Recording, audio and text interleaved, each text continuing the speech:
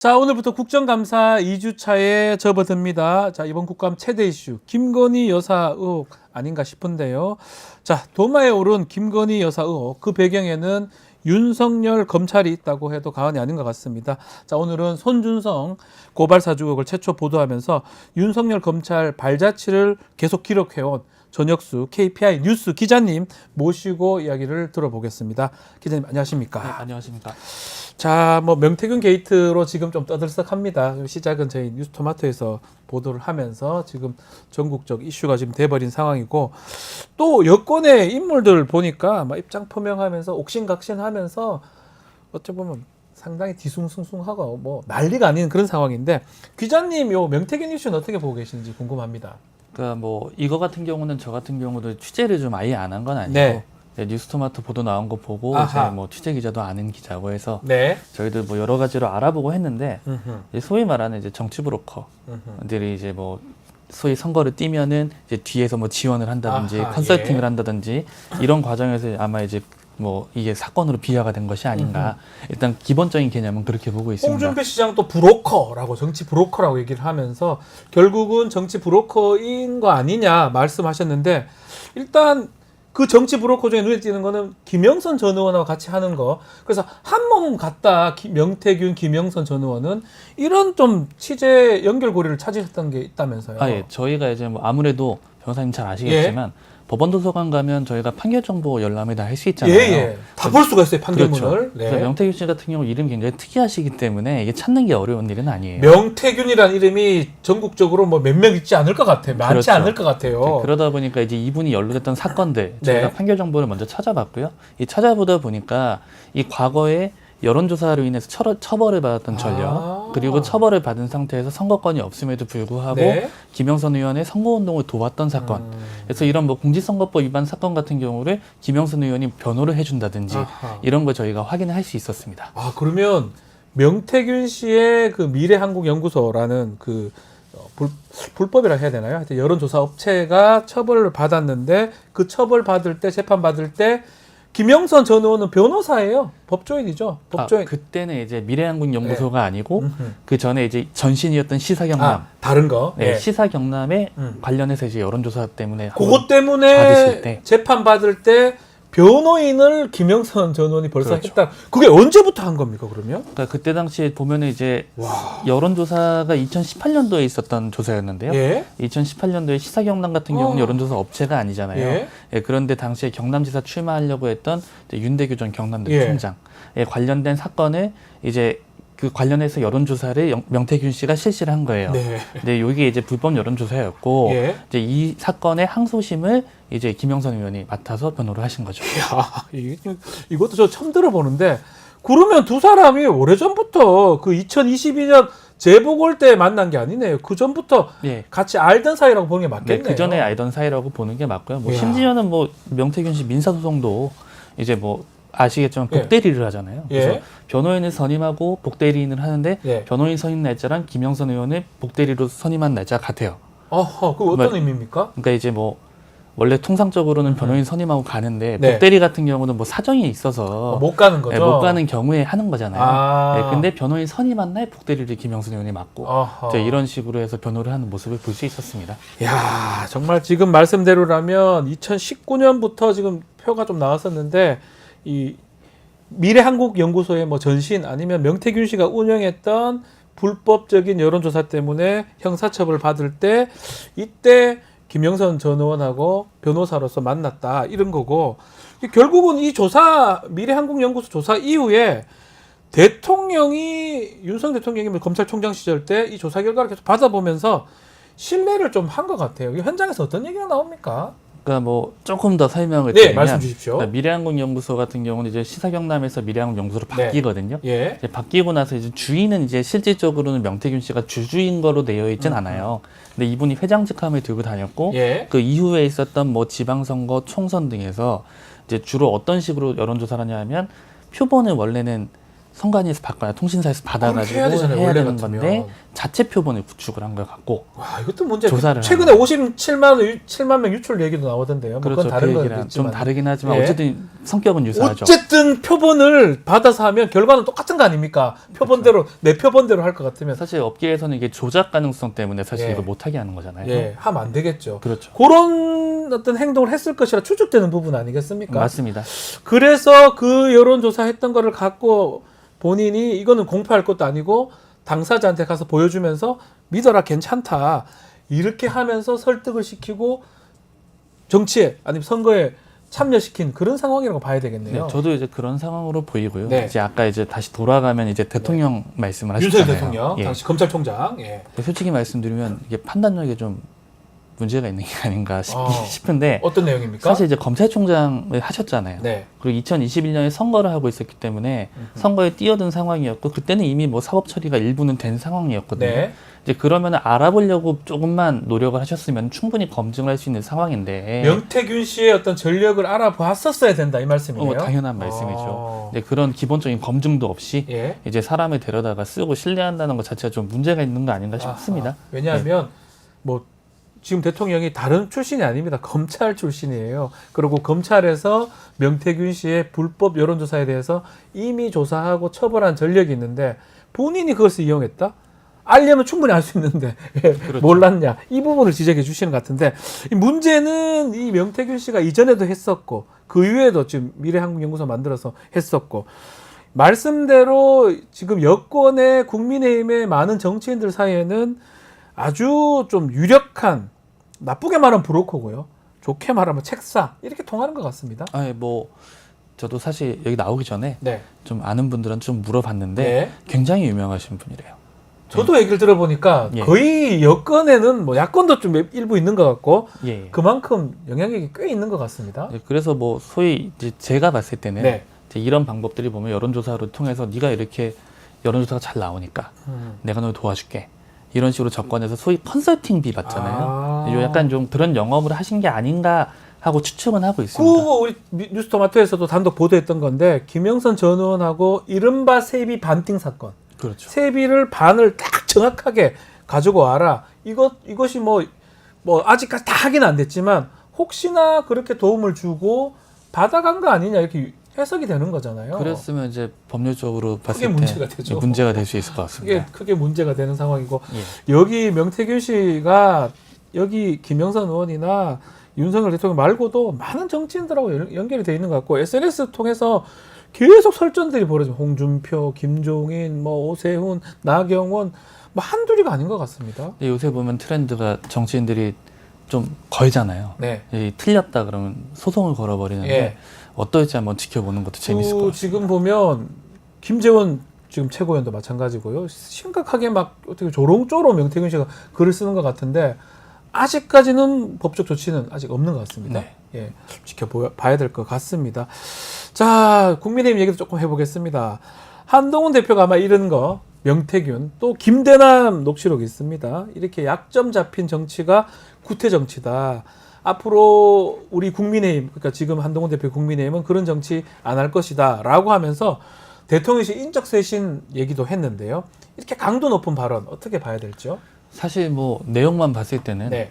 뭐 오히려 시점이 늦지 않았나. 이제 맞는 말씀이 있는데 네. 저는 사실 좀 의아했어요. 의아하다. 이거 네. 어떤 내용입니까? 제가 이제 아무래도 이제 고발사주 사건, 요 사건, 네. 검찰 사건을 좀 항상 좀 취재를 취재를 좀 하다 보니까 예.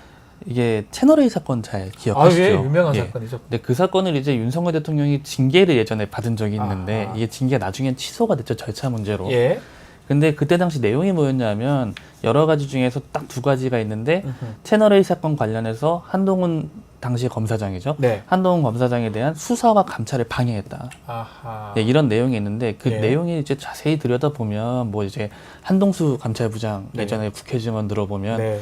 감찰을 하겠다고 문건을 갖고 들어갔더니 윤석열 대통령이 그 당시 검찰총장이죠. 네. 책상 위에 발을 올리고 이렇게 딱 그 들어 누워가지고 유명한 얘기네요. 예. 예, 예. 네, 이렇게 할 정도로 이제 한동훈에게는 특별하게 아주 대했는데 네. 이게 약간 보면 지금 와가지고는 네. 혹시나 당신을 위해서 그렇게 해줬는데 배은망덕하다 이런 생각을 또 할 수도 있겠네요. 좀 지금 와서. 도의적으로는 조금 다소 그런 생각은 저는 조금 들더라고요. 혹시 네. 그때 채널A 사건 때 하고 지금 한동훈 대표 시간은 좀 지났지만 어떤 입장 변화가 있는 거예요? 뭐 달라진 게 있어요? 뭐 채널A 사건에 대한 입장 변화는 없겠지만 그 제가 수사 기록을 조금 입수해서 봤는데요. 아하.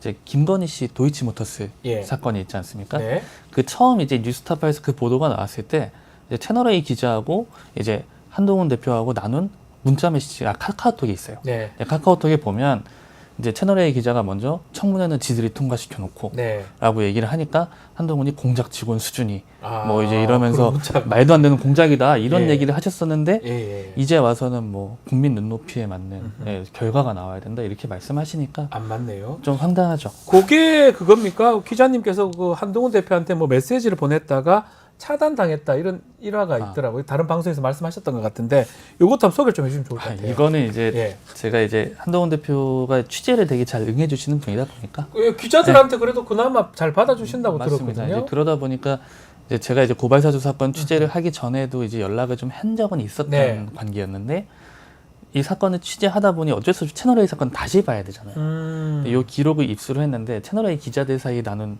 이제 카카오톡 메시지들이 예. 있는데 그 보고 내용이 있는 거예요. 에헤. 네, 한동훈하고 10번 통화했다. 예. 그리고 뭐 한동훈하고 내용 MBC가 취재 내용을 서로 공유하고 뭐 네. 이런 내용들이 들어 있어서 예, 예. 이거를 제가 물어봤거든요. 네. 그랬더니 차단을 하시더라고요. 차단하셨군요. 예. 자, 그만큼 좀 더 얘기하기 싫다 뭐 이런 걸로 해석이 되긴 한데 자, 한동훈 대표하고 국민의힘의 스탠스 앞으로 어떻게 될지 그거 기자님 보시기에는 어떻게 전망하십니까? 사실 뭐 제가 뭐 전망을 할 수 있는지는 모르겠는데 네. 대통령 여론조사 결과 오늘 리얼미터 조사도 제가 방금 보고 들어왔는데 얼마 나왔어요? 25.8% 예. 나온 것 그리고 같아요. 여론조사 꽃인가요? 거기는 10% 되더라고요. 오늘 예. 보니까요. 그래서 뭐 아마 예. 거리를 두려고 시도를 할 건데 그거는 뭐 어쩔 수 없겠죠. 예. 여당 입장에서는. 사실 이 네. 정도 됐으면은 옛날 같았으면 탈당 요구하고 막 그런 원래 얘기가 같은- 나올 수 원래 있는 같은. 상황인데 예. 아직 그 정도까지는 아니잖아요. 그래서 저는 이렇게 애매한 스탠스가 당분간은 지속되지 한동훈 않을까. 대표가 아직 정치 같은 걸 잘 몰라서 그런 건가요? 이게 뭐 지금 말씀대로 20%대 10%대 간다 그러면 당연히 집권 여당 입장에서는 같이 갈 수 없는 거거든요. 그렇죠. 꼭 같이 그냥 묻히는 거 어떤 걸 하더라도 그 정치적으로 봐서 그런 건데 아직까지 정치가 어색하든 좀 초보니까 얼마 안 됐으니까 또 두 번째 윤석열 대통령하고 그 관계에서 뭐 아직까지 그 극복이 안 되는지 뭐 둘 중에 하나 아닐까요? 저는 극복이 안 되는 거라고 극복이 안 된다. 예. 약간 그 검찰 선후배 관계이기도 하고 특수부 검찰 뭐 선후배 아니겠습니까? 아까 말씀드렸다시피 단순하게 선후배가 아니라 본인도 정말로 느껴져 있다. 본인을 위해서 뛰었던 사람이기 때문에 네. 대통령이 네. 예, 이거 쉽지 않지 않을까요? 그러면 뭐 영원히 이게 한다 하더라도 그 계속 이렇게 겉주변만 돌겠네요.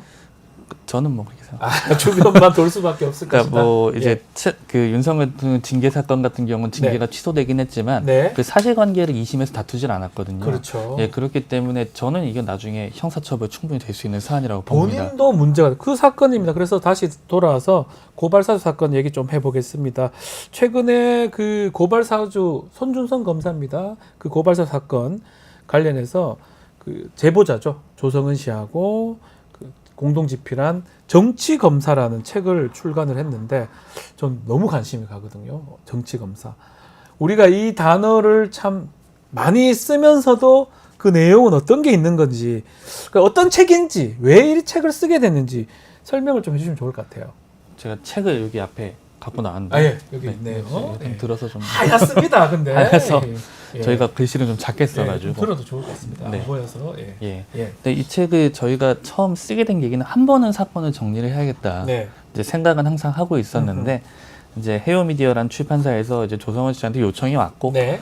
조성원 씨가 이제 기자가 객관성을 담보해줬으면 좋겠다. 사건에 대한 기록은 이제 좀 도와줬으면 좋겠다라는 취지로 이제 처음에 같이 쓰게 됐고요. 네. 내용은 이제 전반적으로 고발사주 사건을 정리하고 아까 말씀드렸던 뭐 채널A 사건 그리고 고발장에 들어있는 뭐 윤석열 대통령 장모 사건, 네. 윤석열 대통령 이제 부인 김건희 씨의 주가 조작 사건, 뭐 징계 등의 연관성에 대해서 이제 담담하게 기술한 책입니다.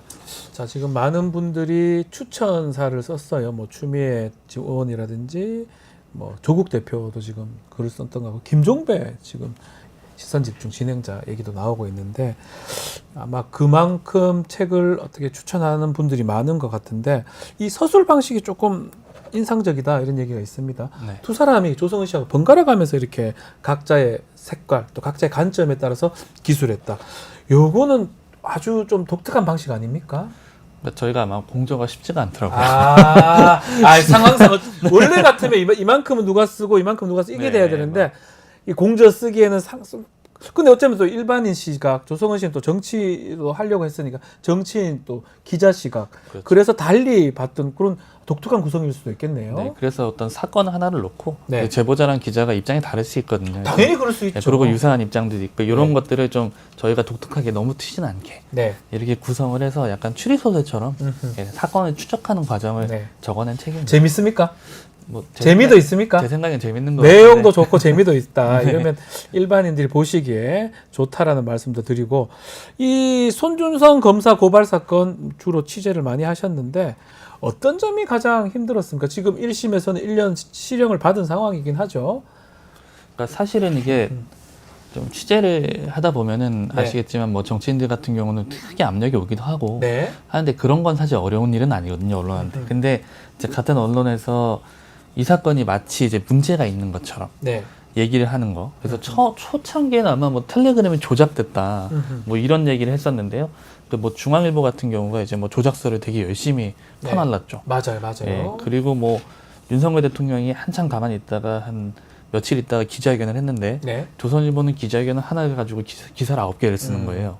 저는 이런 건 처음 봤거든요. 그만큼 대대적으로 좀 보도를 하고 싶었던 것 같아요. 그 네. 기자회견을. 그리고 네. 가장 기억에 남는 건 이제 노컷뉴스 보도인데 이제 조성은 씨하고 김웅 녹음 파일이 이제 복구가 됐는데 그 윤석열이 내가 가면 윤석열이 시켜서 고발하는 것이 다 나오게 된다라는 얘기가 있는데 그게 윤석열이라는 이름이 없다. 네. 이러면서 갑자기 단정하는 보도를 하는 바람에 굉장히 취재하는데 애를 먹었습니다. 네. 자, 그 한 가지 또 기회 뜨는 게 기자님께 이제 어떤 기자가 우리 총장님 편이지 않냐 이런 얘기를 했다는 얘기가 있어요. 그만큼 윤석열 총장하고 가까웠다는 뭐 그런 얘기가 또 되는 것 같은데. 뭐 제가 가까웠던 건 아니고요. 아니면 대통령이 예. 총장 때부터 우리 전혁수 기자를 상당히 좋아했다, 친했다 이렇게 봐야 됩니까? 그러니까 이제 그런 매력이 있는 겁니까? 제가 매력이 있는 게 아니라 네.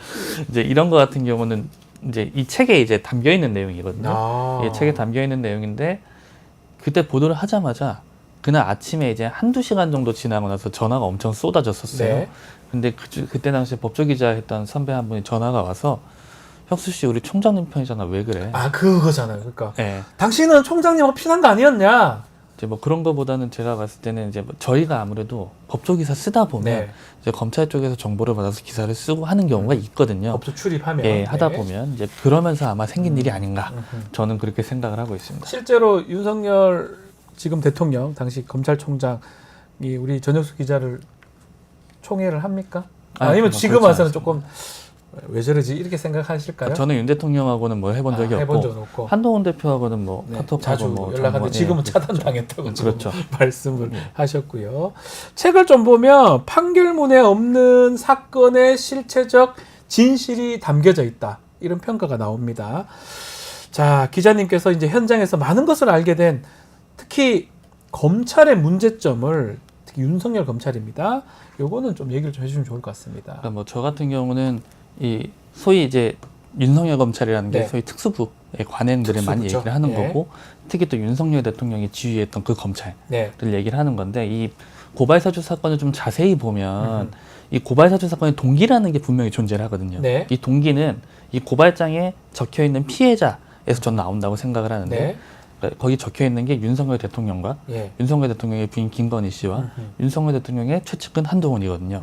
이렇게 봤을 때 이 사람들의 사적인 이익 어떻게 보면 피해를 구제하기 위한 자기네들 네. 입장에서는 이제 고발을 한 것이고 실제로 이 고발장의 내용도 아까 말씀드렸다시피 채널A 사건, 윤석열 대통령 장모 사건 그리고 윤석열 대통령 부인 김건희의 주가 조작 사건 이렇게 내용이 담겨서 이거를 반박하는 내용으로 구성이 되어 있거든요. 예. 이거는 엄청난 권력 사유화 사건이다. 예, 그리고 실제로 이 대검 수사정보 정책관실에서 이것들에 관련한 정보를 수집한 정황들이 굉장히 많이 나왔고 네. 이게 이 책에 담겨 있습니다. 자, 그러면 뭐 마지막으로 지금 손준성 사건 지금 2심 진행 중이잖아요. 어떻게 전망하십니까?